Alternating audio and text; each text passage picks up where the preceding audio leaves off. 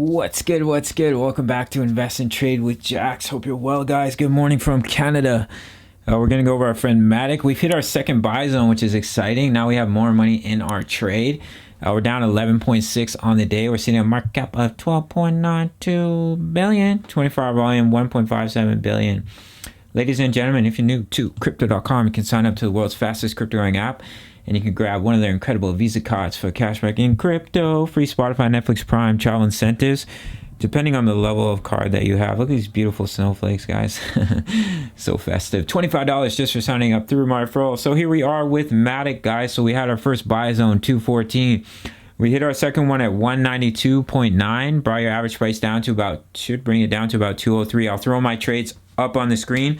I'm spot trading as well as leverage trading on 2x leverage, just so you guys know I'm right here with you guys. So currently we're sitting about 203.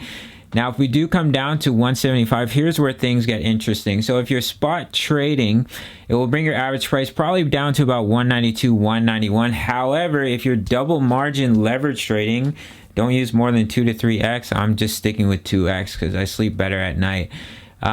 Your first buy zone was 214, your second buy zone was 192, and let's say you started with $100, so 100 here, 100 here, because you have to double your margin. So your average price would be the same as spot traders at 203, but now you have $200 in your trade.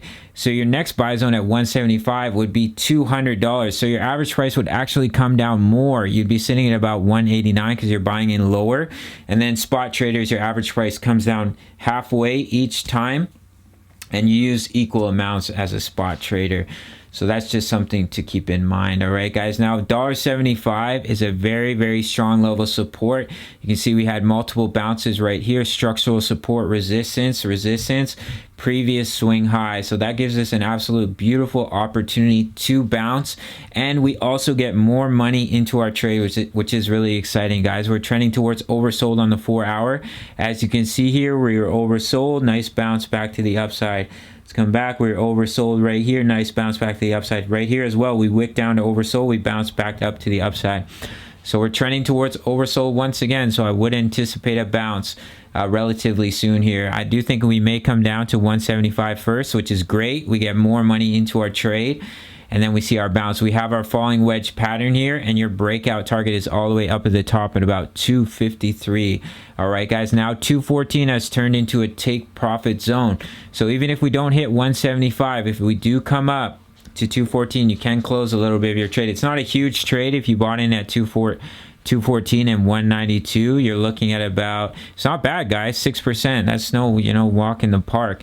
And then our next take profit level, 234, 260.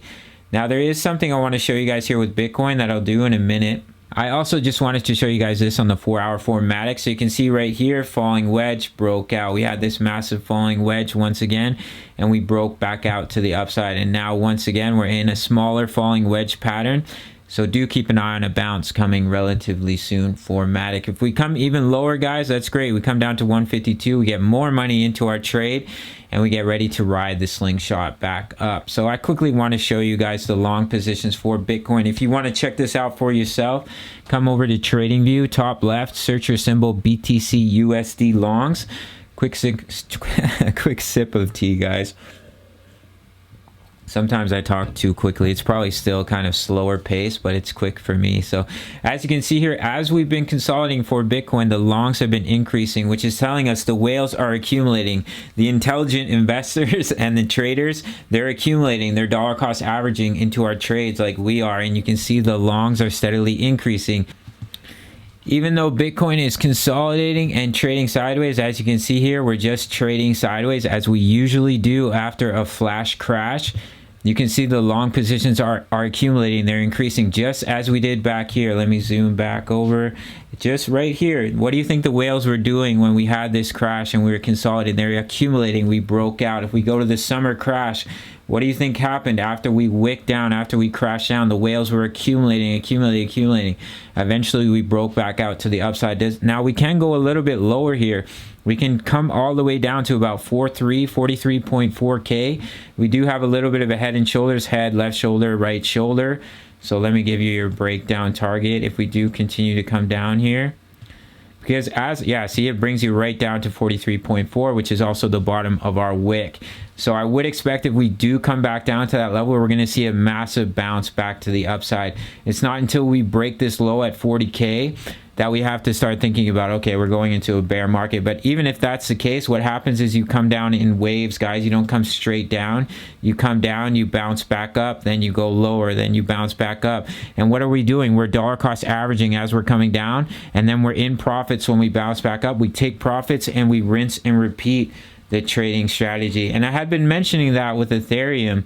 Let me quickly pop open my ETH chart. So definitely a good thing to check out, guys, is BTC USD longs. And you can see the longs are increasing, which signifies to us that the whales are buying. And there are some retail investors, the ones who've been in the game for a while and they know to buy red, they're accumulating right now. So I quickly want to pop open my chart for Ethereum. Here we are, guys. Okay, so here's ETH. Let me get my right chart here. Usually the third time is the charm. So I've been talking about that head and shoulders pattern for Ethereum as well. And I said, guys, one of the scenarios is we wick down, we bounce, and then we slowly bleed all the way back down to 3580. And that looks like exactly what is happening here. When we go through that ABC correction, I said we keep hitting resistance at 4416. We continue to hit it. Resistance, resistance, resistance.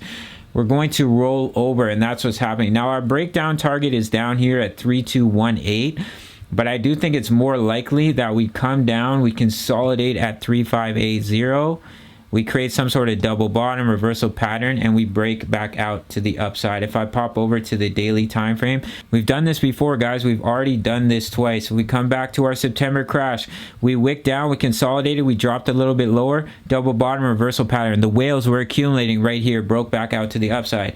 Over the summertime, over in between May, July, August, you can see we wicked down, we had a nice bounce, and we slowly bled all the way back down to the bottom of our wick, double bottom breakout for Ethereum. What are we doing right now? Flash crash, guys. Nice bounce. Slowly bleed down to our wick once again. So these are the levels I'm watching, 3580, and our technical target is down here at 3218. But 3580, due to the fact that it's the 0.786, due to the fact that we had previous resistance in this area, does give us a beautiful opportunity to bounce, in my opinion. Now, everyone is really afraid of December 15th, of what the Fed is going to say. Is the stock market going to crash? How is that going to affect crypto?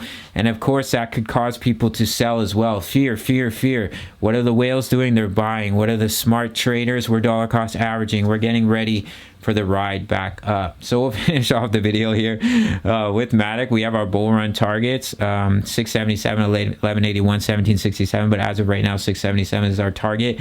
You can see we came up, we hit resistance of this rising wedge or ascending channel. We're coming back down to test the level of support. Currently our average price with our trading strategy is sitting at about 203.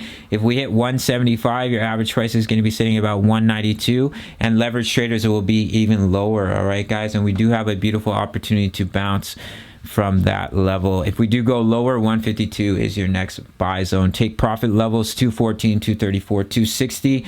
Buy zones are now 175, 152, 132, 107, 63. I'm right here trading with you guys just to give you some reassurance. And I feel like, you know, that's helpful as well. So quick shout out to the Discord, over 1,000 members posting chart patterns, talking all things crypto. Some incredible members in here posting TA, trading breakouts, trading patterns, as well as access to the DCA trade strategy explained and the DCA charts for Matic, Sol, Phantom, and Vet. We may add a few more here, so if you want to reference them at any time, they're here in the Discord. That's it for this one, guys. Check out Bybit. That's where I'm trading. They have a huge sign-up bonus right now, $4,100. Definitely recommend it. Link in the bio. Check out crypto.com, and I'll see you in the next one. Much love. Take care.